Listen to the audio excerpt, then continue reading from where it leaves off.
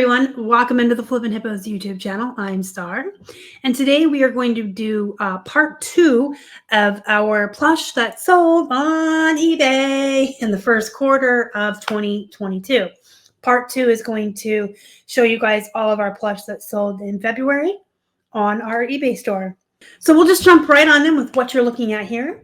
This is a vintage Animal Planet brown bear. This is an electronic plush. And it turns on and the bear moves and the fish will flop around and wiggle in his mouth. It's really cute. If you can see it in action, the fish flops just like a real fish does, if you've ever seen him out of water. And I actually found this at Goodwill for like $1.99, so that was a really good find. He did sell for $18.74, and the buyer paid calculated priority shipping, so he shipped in a box. 1, because he was heavy, he weighed over a pound, and 2, I do try to ship electronic plush in boxes to protect them. Next up, we have really cute Gans Twice the Luck Bear. This came from Goodwill for 50 cents back in Pittsburgh, and she sold for $14.99 and shipped first class. She is really cute. I like Gans. It's a good brand. They make like the Webkinz and the Littlekins. And some of their plush like this is super unique and just really cute. And of course, the more unique your plush is, the easier it is to sell it and the less time it's going to take to sell it. You know, there's 100 Mickey Mouses, 100 Minnie Mouses, thousands of Big Birds and Kermit the Frogs. But things like this are more rare.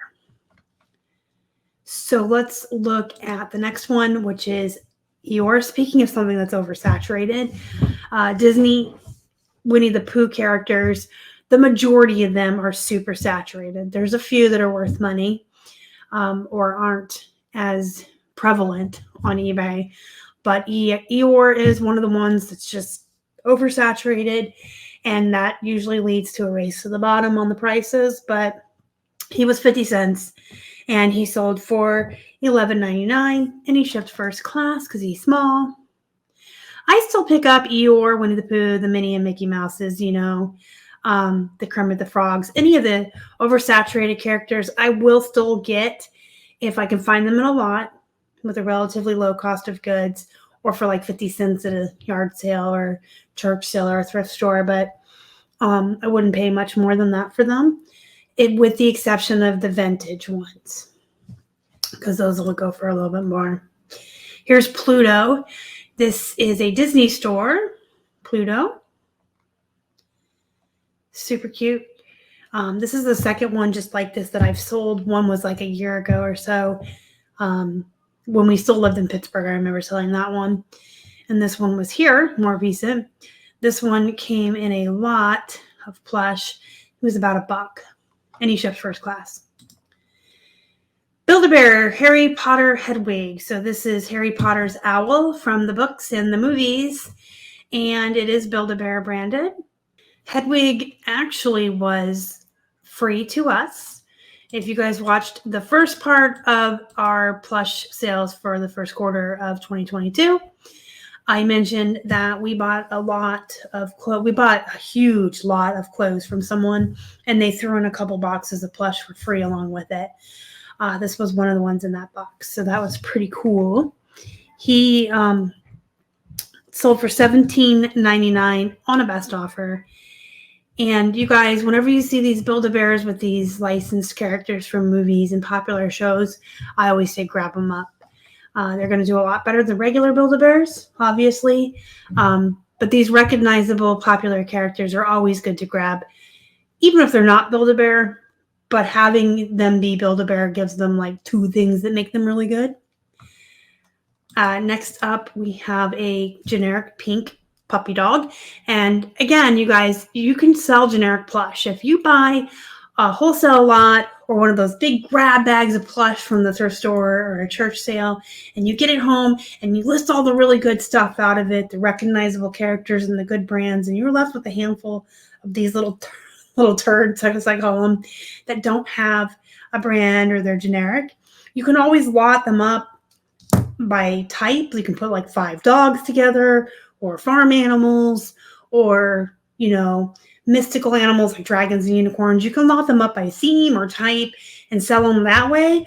Or you can just list them individually and just be really creative with your keywords in your title, and they'll sell. Good pictures, good keywords, good titles, they'll move.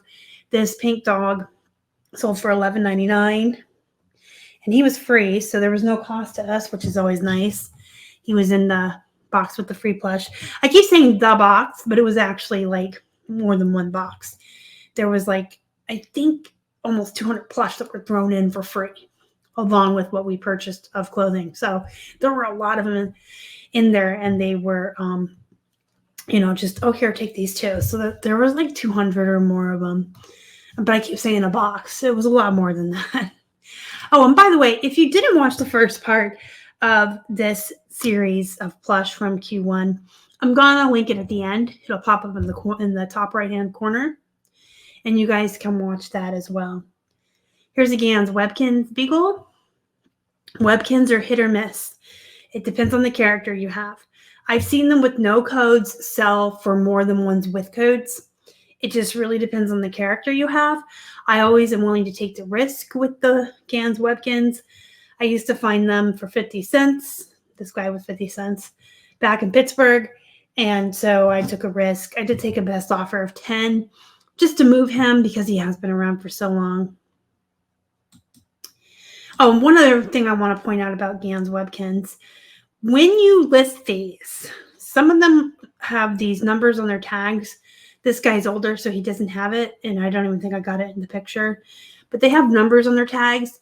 You want to add those in at the end of your title. Collectors look for those. They're usually like HM and then like 3 numbers.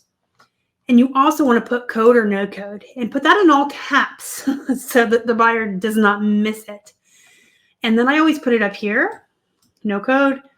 And then I put it down here, no code.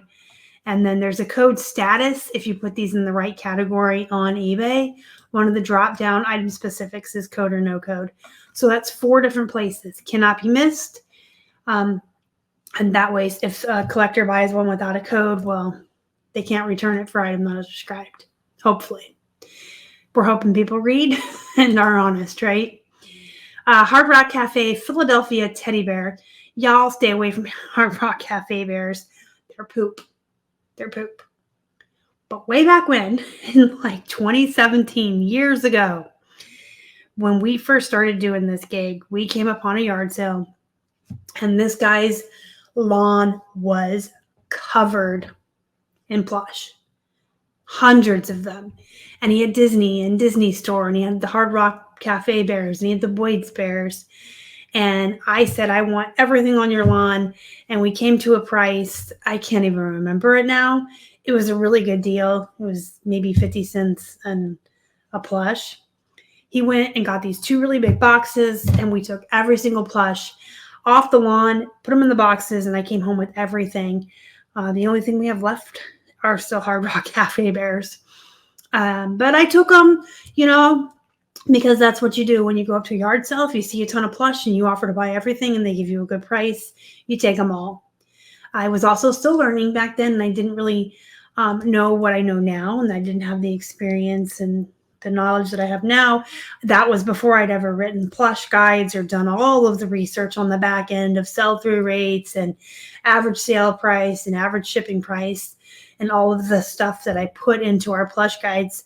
So, and I was still learning, and most of you that have been around for a while know that is how Keith and I learned. We would just buy everything we could find that was 99 cents at the thrift stores on 99 cents day or at the Ben's. Every single cheap plush we could get, and we brought them home and we listed them. We comped them and listed them and found out if they were worthwhile or poop. Hard Rock Cafe bears are poop. So that said, I took a best offer of $10. Of course, he shipped first class. A Starbucks Barista Lamb. I love the Starbucks bears and the costumes. You guys, most of them are going to comp right around 20. Some go for more, depending on the bear and the year. This is a sheep or a lamb. These came in a wholesale lot I bought from Greg. Greg, if you're watching, hi. I think they were about $1 a piece. There was quite a few in there, different costumes. There was an Easter bunny, one in a golf uniform. I can't remember all of them, but they were really cute. And people like Starbucks. They collect their stuff. So I would absolutely pick these up anytime I found them. Sold for $23.43, shipped first class. Guys, Paw Patrol is still a good plush to pick up. It's still a popular Nick Jr. show. This guy is only a 3-inch tiny little Zuma thing. If you find the bigger plush and the more popular characters, they go for more. And if you find the more obscure characters, there was a superhero one I had once. I know I mention him often, but I remember him as like the best Paw Patrol sale I ever had. So the characters that aren't, again, oversaturated. But even still with like Marshall and Chase, the two most popular dogs from the show. Chase is the police dog. Marshall's the fire dog. They still sell pretty fast considering they're plush. They have a pretty good sell-through rate or how fast they move. And they sell for a good amount. I always pick up Paw Patrol when I see it. There's a couple Nickelodeon Junior shows or Nick Jr. shows that I always pick up the plush from whenever I see them, and Paw Patrol is one of them. And the other one is Doc McStuffins. Those do really well also. This little guy was 50 cents. So I took a best offer of $8. And of course, he shipped first class. He's so tiny. He's even a teeny tie. You see that? So his name is Zuma, by the way. I don't know why I said he's just a little Zuma. He's a little teeny tiny tie. His name is Zuma. All right, next up, here's another example of a generic plush that I just crammed good keywords in there and it sold. This one was free to us. Bunny rabbit. I probably should have put Easter rabbit or Easter bunny. Sorry. Easter bunny up front and then 5-inch plush rabbit. Because Easter should be more towards the front, especially this time of year. I may have listed this like around Christmas and wasn't thinking that. But remember to check your listings when we're getting closer to holidays. You want to cram the keywords so that you have the most important first, left to right. I always say most important to least. And as you can check your listings as you get closer to Easter or Valentine's Day or Christmas or Halloween and just make sure that you have those holidays up front. But he still sold for $9.99 and he shipped first class because as you can see, he's very small as well. And of course, no cost of goods means that was pure profit. This one came out of the same lot of free plush that we got. This is Goffa. Goffa's an okay brand. I mean, you guys can see that this is a little tiny 7-inch monkey. And we had them listed for $17. We took a best offer of $14. But there are large Goffas that go for a lot more. And if you ever find the Goffa snakes, like the big ones, there's like 24-inch snakes that kind of unfurl. I've had several of those like way back in the beginning that sold for $25 and $30. So keep your guys' eyes peeled for that. Then we have a Cutito Burrito Frostito with no burrito.